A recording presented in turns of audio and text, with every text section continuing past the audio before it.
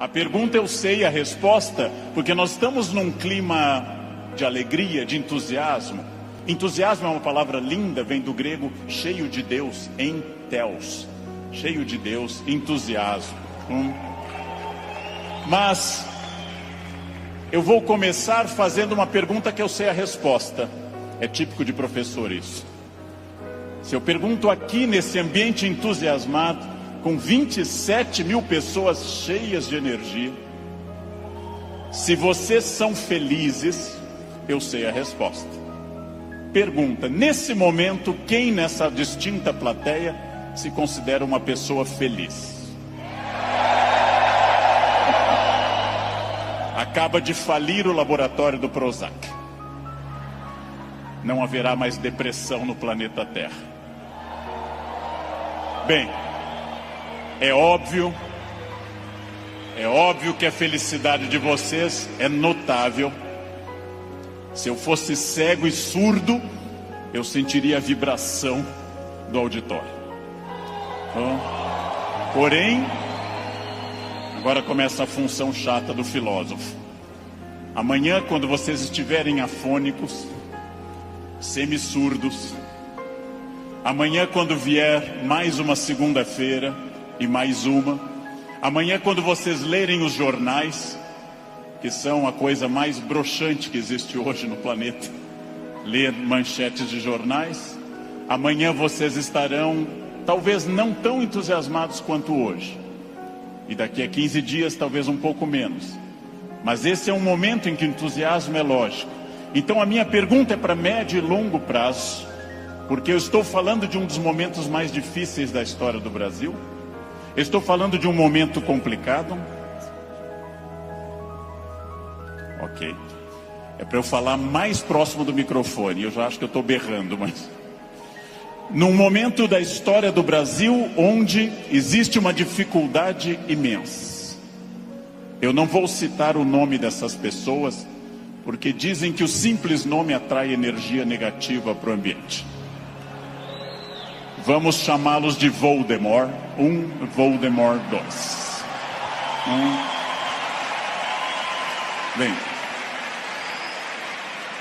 muito difícil que eu consiga pensar, porque da mesma forma que nós temos um momento político difícil, nós temos um isolamento enorme neste país, e as pessoas quase todas estão fechadas sobre seus aparelhos, estão fechadas sobre aquilo que estão lendo e vendo, estão mais olhando suas telas do que outras pessoas.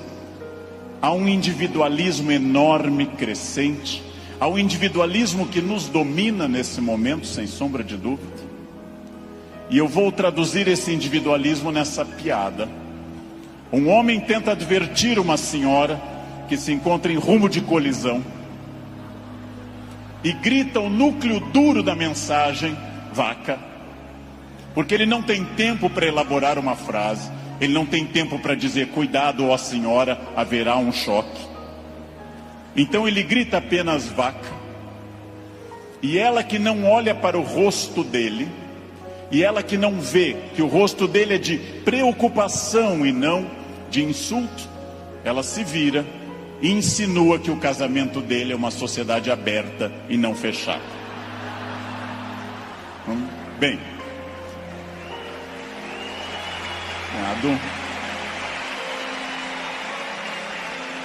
primeiro problema e primeiro conselho que eu dou a vocês, para que vocês reflitam, aceitem ou rejeitem como desejarem. Primeiro conselho importante: olhem para o rosto das pessoas. Olhem para o rosto dos clientes. Olhem para o rosto de quem está comprando, porque o rosto humano é um livro poderoso que traduz tudo. O rosto humano lhe diz: eu estou adorando, eu estou detestando, eu estou entediado, eu estou entusiasmado. Comecem a olhar para o rosto, comecem a mandar menos emojis e emoticons pelo celular, e comecem mais a olhar para o rosto humano que traduz tudo que você precisa saber.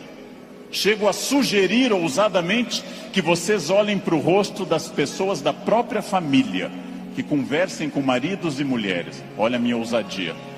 que olhem para essas pessoas, que vocês passem a avaliar valores, emoções, sentimentos, que vocês passem a pensar claramente em cada indivíduo único. Essa é uma das grandes chaves do sucesso. Eu tinha um erro, eu tinha um defeito como profissional. Há alguns anos eu entrava num grande evento como esse pensando o seguinte: acabei de chegar de Foz do Iguaçu, dei palestra lá, amanhã eu tenho que estar cedo em São Paulo, depois eu vou para a Bahia, depois eu tenho que voltar correndo da Bahia, porque eu tenho aula na terça-feira de manhã cedo em Campinas. E eu vivia no compromisso seguinte, eu vivia no momento seguinte. Isso é um defeito. Vivam no momento que vocês estão. Ao entrarem para conversar com alguém, ao tentar uma venda, ao ler um livro, ao namorar, ao conversar com seu filho, ao fazer qualquer coisa importante na sua vida, entre inteiramente naquilo. Não fique pensando o que vem depois. Faça daquela experiência única, e que a pessoa que está com você não entenda e não sinta, em hipótese alguma, que ela é um obstáculo ao seu horário, que ela é um obstáculo à sua realização. Entreguem-se a isso. Quais são os meus valores? De novo, parece uma pergunta estranha, mas é uma das perguntas mais importantes que nós temos. Qual é o seu valor? Qual é o seu valor principal? Qual o seu valor auxiliar? O que faz você se emocionar? O que move seu coração? O que impulsiona seu despertar? Quais as ideias que você tem mais fortes pela manhã? Em que você dorme pensando em quem? Estes são seus valores. Decidiu que seus valores são família, dinheiro, um equilíbrio entre os dois? Decidiu que seus valores são viagens, família, dinheiro, um equilíbrio entre os três? Perfeito. Definido o valor, procure este valor obsessivamente, sem cessar em nenhum momento. Há mais de 40 anos, quando eu estava estudando línguas inclusive, eu ouvi várias pessoas dizendo sempre que era muito esforço. Quando eu fiz a faculdade, evitei excesso de festas, evitei maconha, o que num curso de humanas na USP é um isolamento muito grande. Não pegava ninguém. Evitei coisas, foquei no que eu queria. Eu estou aqui para estudar. Eu estou aqui para estudar muito. Depois continuei estudando e fiz mestrado e doutorado, fui morar fora, aprendi línguas e sempre mirando no meu valor. Meu valor é ser um profissional de excelência. E não apenas excelência média, de grande excelência. Então, eu mirei desde o início, gente. Eu mirei na ideia que eu quero ser Alexandre o Grande, não Alexandre o Médio, nem o Pequeno. Não quero ser médio, não quero ser a pessoa legalzinha. Por incrível que pareça, e até vaidoso que possa parecer a vocês, mas isso foi um lema de vida.